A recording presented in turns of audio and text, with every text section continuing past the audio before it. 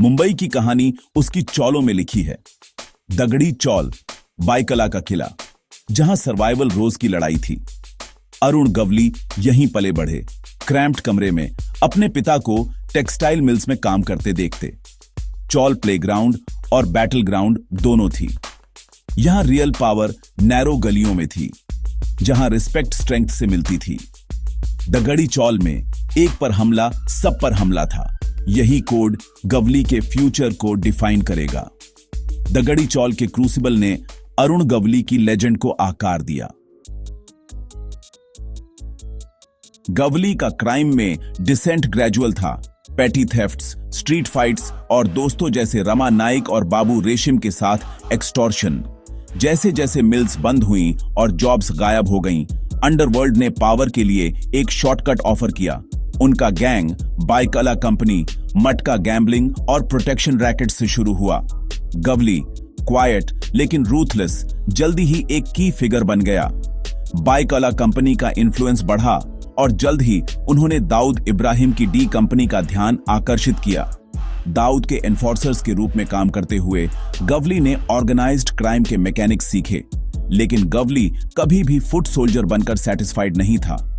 उसने दाऊद के मेथड्स का अध्ययन किया, अपनी लॉयल फॉलोइंग बनाई और अपने चांस का इंतजार किया। यह अलायंस अनईजी था, कन्वीनियंस की शादी। जैसे जैसे गवली की एम्बिशन बढ़ी, क्रैक्स दिखाई दिए। एक फ्यूचर गैंग वॉर के बीज बोए गए। स्टूडेंट मास्टर को चैलेंज करने की तैयारी कर रहा था। 1980 के दशक के अंत में रमा नाइक की मौत के बाद अलायंस टूट गया। गवली ने बिट्रेयल के लिए दाऊद को दोषी ठहराया।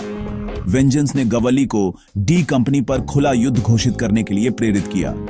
मुंबई की सड़कें बैटल ग्राउंड्स बन गईं, जहां शूटआउट्स और बॉम्बिंग्स हुईं। गवली के आदमी दगड़ी चौल से ऑपरेटिंग करते हुए दाऊद के ऑपरेटिव्स को निशाना बनाते थे। पुलिस वायलेंस को कंट्रोल करने के लिए संघर्ष करती रही। 1993 के बॉम्ब ब्लास्ट्स के बाद गवली ने खुद को एक हिंदू डॉन के रूप में रिकास्ट किया, अपने युद्ध को पेट्रियोटिक बताया। इस नैरेटिव को लोकल्स और कुछ पॉलिटिशियंस के बीच सपोर्ट मिला। गवली एक गैंगस्टर से भी ज्यादा बन गया। वह लोगों का सेल्फ स्टाइल्ड प्रोटेक्टर था। अपनी कम्युनिटी के लिए वह दाऊद के खिलाफ खड़ा होने वाला एक हीरो था। पुलिस को एक रूथलेस किलर दिखा, लेकिन बायकुला में वह एक फोक लेजेंड था। गैंगस्टर एक सिंबल में बदल रहा था। यह युद्ध टेरिटरी से ज्यादा था, यह आइडेंटिटी के बारे में था। गवली की लेजेंड हर लड़ाई के साथ बढ़ती गई। दगड़ी चौल में अरुण गवली डैडी था, रिस्पेक्ट और अफेक्शन का एक टाइटल। वह लोगों का प्रॉब्लम सॉल्वर था, अपने किले से एक पैरेलल गवर्नमेंट चला रहा था। गवली डिस्प्यूट्स को सुलझाता था, वेडिंग्स और इमरजेंसीज में मदद करता था और लोकल यूथ के लिए जॉब्स ढूंढता था। उसकी रॉबिन हुड इमेज को क्लेवरली बनाया गया था। पूरी चौल उसकी शील्ड के रूप में काम करती थी। आउटसाइडर्स और पुलिस को तुरंत पहचान लिया जाता था। रेड्स का रेजिस्टेंस से सामना किया जाता था। विटनेसेस गवाही देने से बहुत डरते थे। पुलिस उसे एक मेनेस मानती थी, लेकिन उसके लोगों के लिए वह एक सेवियर था। गवली की पॉपुलैरिटी ने एक गहरी सच्चाई का खुलासा किया। गैंगस्टर्स अक्सर एक स्लो, करप्ट स्टेट द्वारा छोड़े गए वॉइड को भर देते थे। उसने क्विक, अगर ब्रूटल, जस्टिस और टेंजिबल सपोर्ट प्रदान की। डैडी इस ब्रोकन सिस्टम का एक प्रोडक्ट था। उसका राइज गरीबों की डेस्परेशन और एक प्रोटेक्टर की उनकी जरूरत का एक टेस्टामेंट था। वह फियर्ड और रिवियर्ड दोनों था। क्रिमिनल और हीरो के बीच की लाइन बायकला की गलियों में धुंधली हो गई।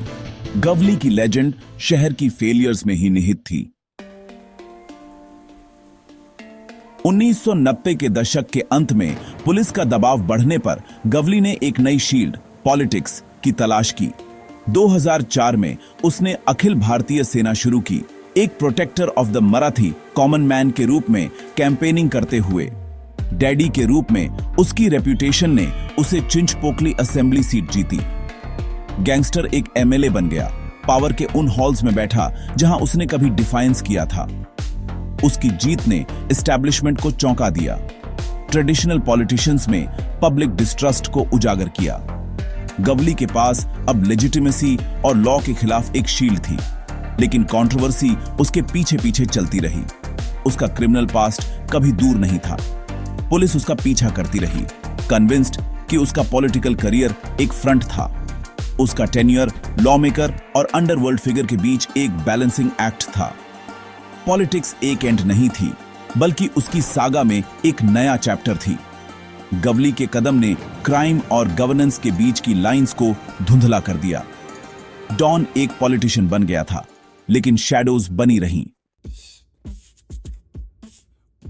गवली की पॉलिटिकल शील्ड उसे हमेशा के लिए नहीं बचा सकी। 2008 में उसे मर्डर के लिए गिरफ्तार किया गया। 2012 में उसे कन्विक्टेड किया गया और लाइफ सेंटेंस की सजा सुनाई गई।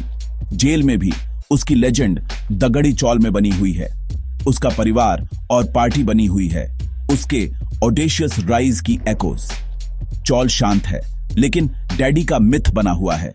क्या गवली एक रूथलेस क्रिमिनल था या सर्कमस्टेंस का प्रोडक्ट? क्या वह एक पेट्रियट था, एक डॉन, या दोनों? उसकी कहानी विलन और हीरो के बीच की लाइन को धुंधला करती है। गवली का जीवन मुंबई की आत्मा का एक मिरर है, जहां ट्रूथ और परसेप्शन टकराते हैं। फाइनल वर्डिक्ट इल्यूसिव बनी हुई है, उन शैडोज में खो गई है जिन पर उसने कभी शासन किया था।